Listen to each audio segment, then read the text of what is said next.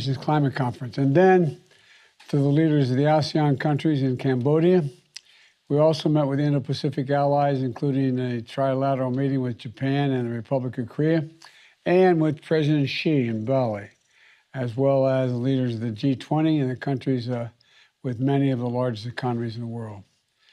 It was clear to me, and I think to most people in those meetings, that the United States is as well or better positioned than any nation in the world to lead the world on the economy in the years ahead. And there's a strong sense from all the leaders of the world of the strength of the American economy, and we've seen the willingness to want to work together and also here at home. We had an extraordinary 2 years of progress from the American Rescue Plan, the Bipartisan Infrastructure Law, Inflation Reduction Act, and the CHIPS and Science Act. But what I'm most excited about is that people are starting to see the impact of these legislative achievements in their own lives. We're just getting started.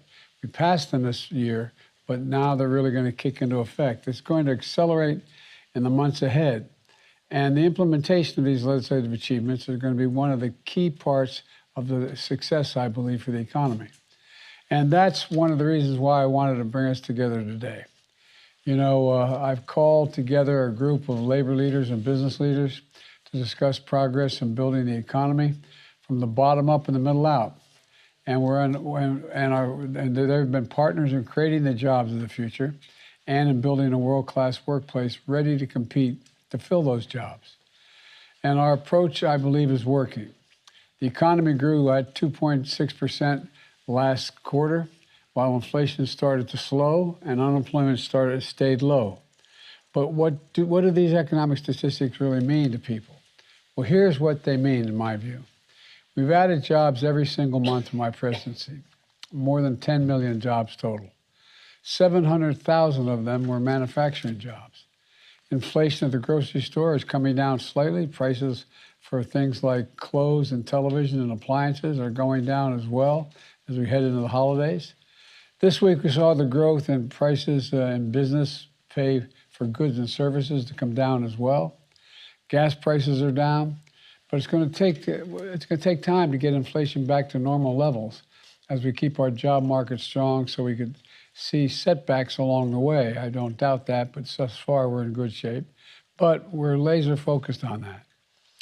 And in 6 short weeks, Americans are going to start to feel the effects of the Inflation Reduction Act. Come January 1st, seniors with diabetes on Medicare are going to pay no more than $35 a month for a prescription of insulin. Some pay as much as $400 a month now. And this matters to folks like Bob, who lives in Long Island, who has had diabetes for nearly 50 years. And he's had a leg amputated and has issues with eyesight because of the complications of his diabetes. Bob came to the White House a few months ago and talked about how he has to pay $300 out of pocket every 90 days for his insulin. Now, he won't have to choose that beginning January 1st, paying for a trip choosing between a trip to see his grandkids or to pay for his insulin in order to survive. This matters. There are millions of folks like Bob across the country. People are going to get a little more breathing room come January 1st. And for every Bob, there's a person who won't have to pay $100 or as much as $200 for shingles vaccine anymore. Come January 1, seniors on Medicare Part D will get the recommended vaccines like shingle vaccines for free, no copay. All this matters.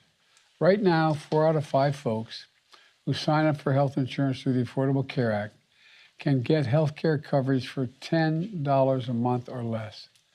These lower rates were set to expire on January 1st of this coming year, but instead we were able to extend them. You need health insurance. You can sign up for those lower rates right now. Just go to healthcare.gov. Already we've seen a nearly 40% increase in new signups over last year. We're also helping folks save money on their energy bills.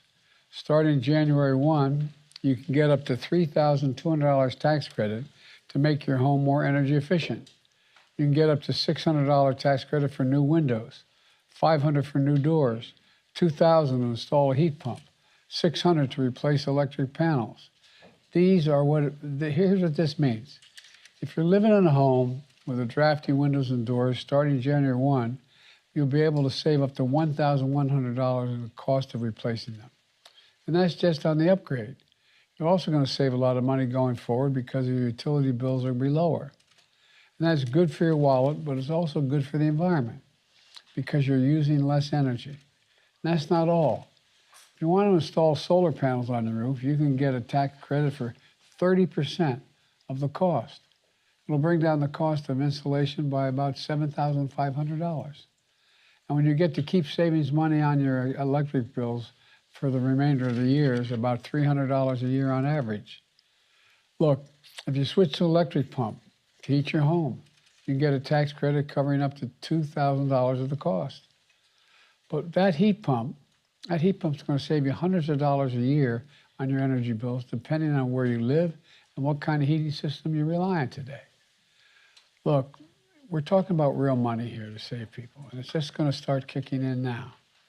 By taking action, we're making real progress in strengthening and stabilizing our economy, giving Americans across the country some breathing room.